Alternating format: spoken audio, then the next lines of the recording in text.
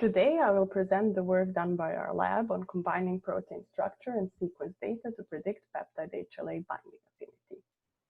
First, I will introduce peptide-HLA complex and its role in human immune response. HLA receptors are found in the inside of the cell, and their role is to transport small peptides from the inside of the cell to the membrane, where they present it to the outside of the cell. There, CD8 plus T lymphocytes scan the peptides, and if they found them dangerous, they induced an immune response. This pipeline has been exploited in immunotherapy research, and peptide and T-cell vaccines have been developed. A very important part of this pipeline is the peptide-HLA binding, where the peptide binds to the binding site of the HLA.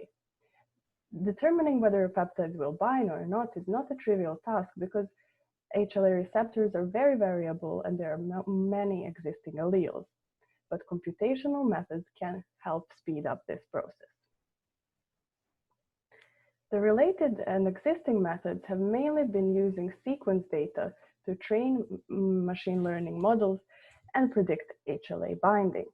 For example, ensembles of neural networks would be trained on HLA receptor sequence and the peptide sequence and would predict a binding affinity.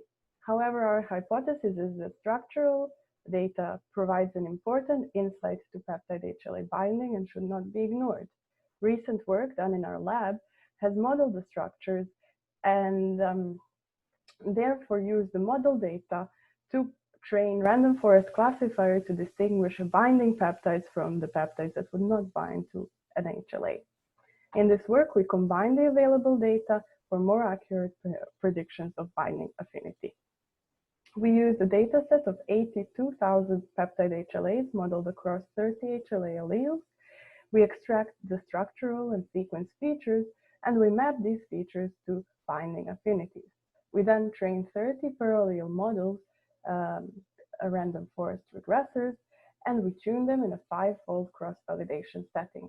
We show that the tuned models have an enhanced performance. We then compared our method to NetMHC, and we show that both in terms of R-squared score and Spearman's correlation coefficient, we outperform the NetMHC model for most of the alleles. In conclusion, we show that structural data gives important insight into peptide-HLA binding, and that incorporating these structural features can enhance the power of models for predicting peptide-HLA binding affinity.